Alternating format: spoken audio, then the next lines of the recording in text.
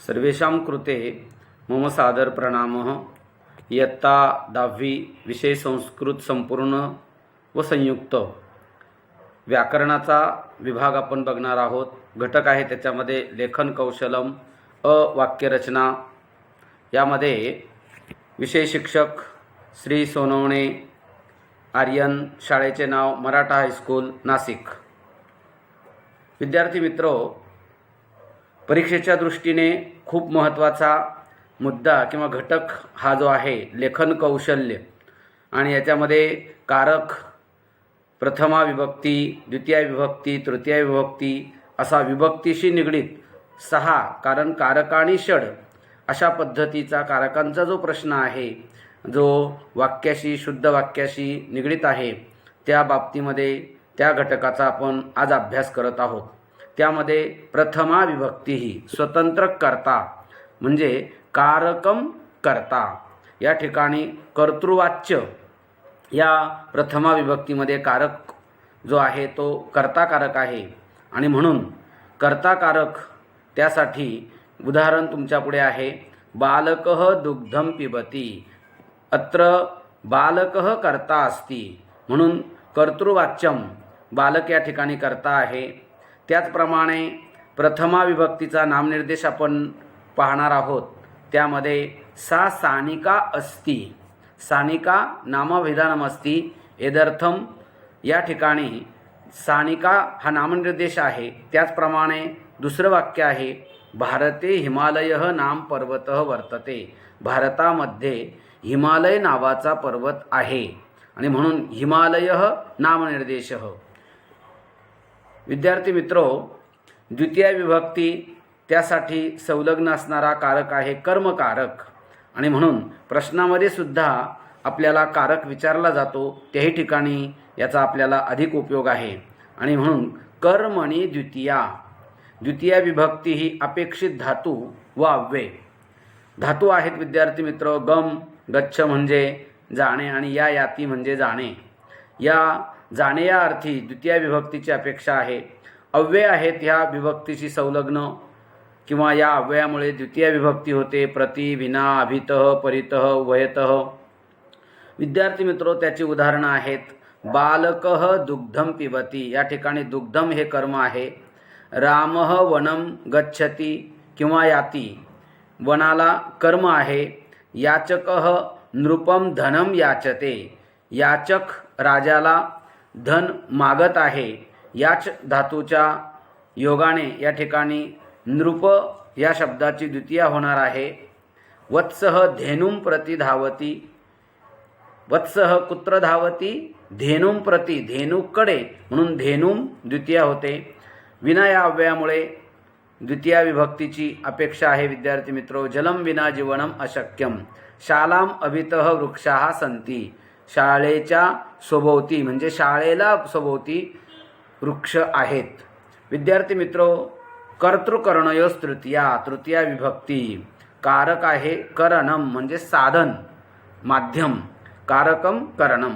अपेक्षित अव्ययाने आहे विद्यार्थी मित्रो विना, सह, साकम, सार्धम, समम, अलम, या अव्ययामुळे वाक्यामध्ये तृतीय विभक्ती होत असते। उदाहरणाने राकेश हस्तेन लिखती, करणम हस्तेन, अर्थात तो कर्पण आहे, आणि म्हणून करण म्हणजे साधन। विद्या विना न मोक्षः, विद्येशिवाय मोक्ष नाही। अथर्वः मित्रेण सह किंवा साकम, सार्धम, समम चित्रपटम पश्यति, मित्रेण ही जी तृतीया झाली विद्यार्थी मित्रो, ती ह्या सह, साकम, सार्धम, समम म्हणजे बरोबर या अव्ययामुळे झालेली आहे।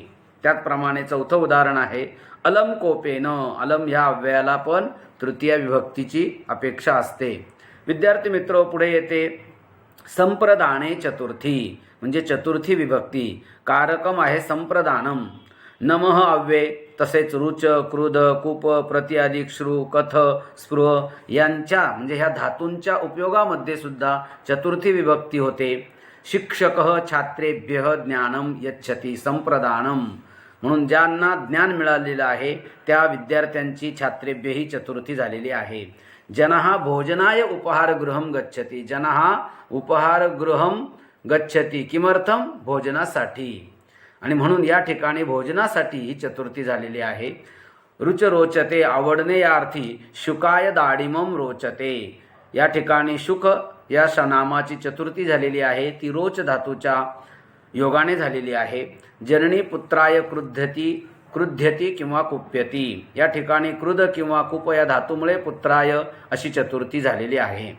पुढे यम नचिकेतसे वरत्रयम प्रतिशृणोती. या ठिकाणी 3 वर या ठिकाणी नचिकेताला मिळत आहे, म्हणून नचिकेतसे अशा प्रकारे चतुर्थी झालेली आहे.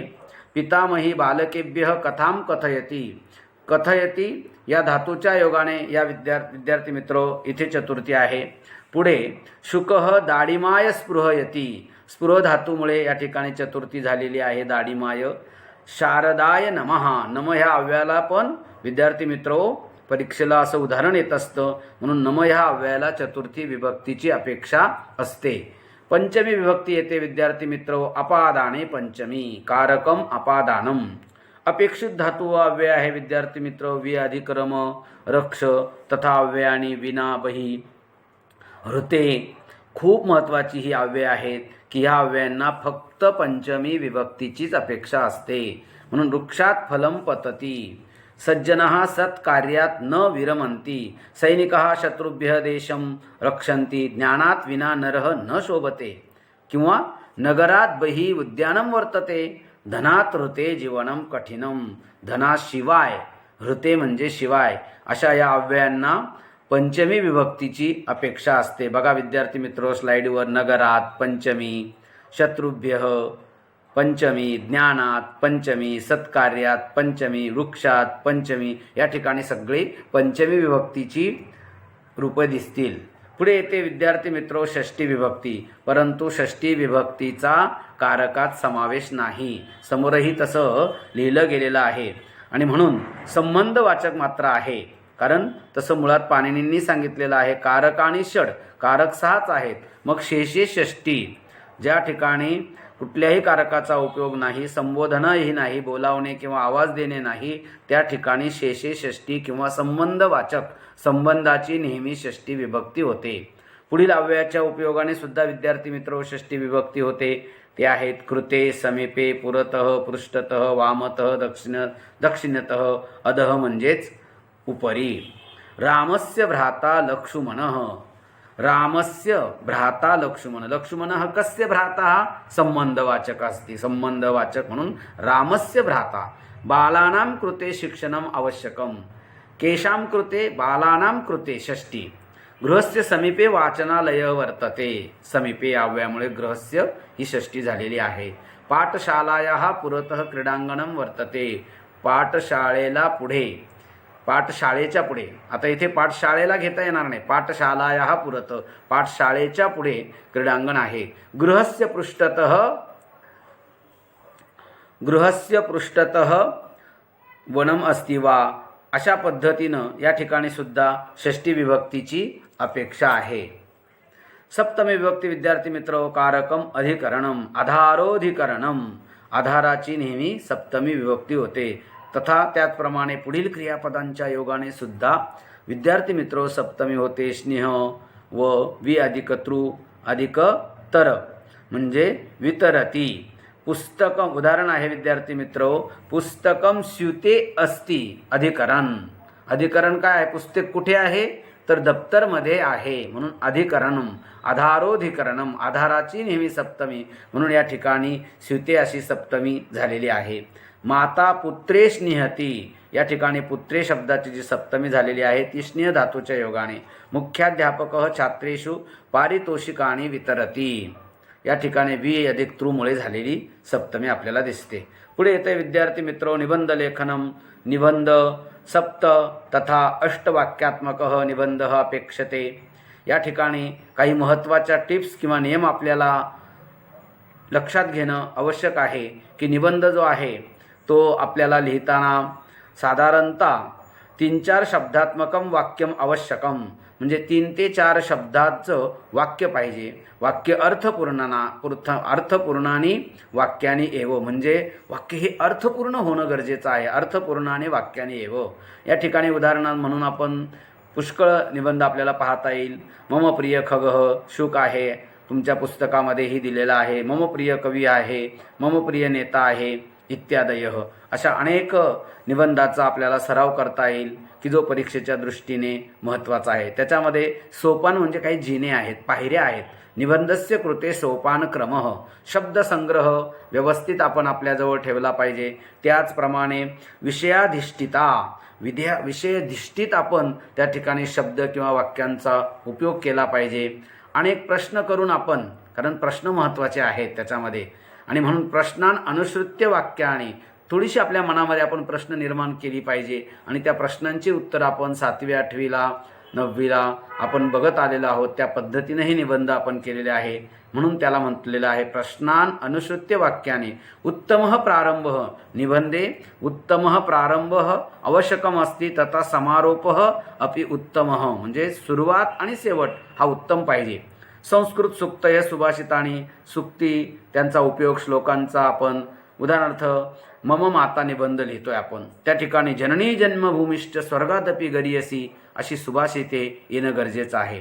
त्याप्रमाणे इतरही ठिकाणी वाक्यानाम उचित क्रम हा एक त्याच्यातला जिना सोपान आहे विद्यार्थी मित्रो. आणि निबंध आपला शुद्ध तथा लेखन आवश्यकम, आणि म्हणून शुद्धतेनं निबंधाचं लेखन आवश्यक आहे विद्यार्थी मित्रो. यासाठी आपल्याला जो अभ्यास करायचा आहे, सराव करणं गरजेचं आहे. पठित लेखन कार्यस्य सम्यक अभ्यासः करोतु. अधुना अहम विरमामि. धन्यवादः.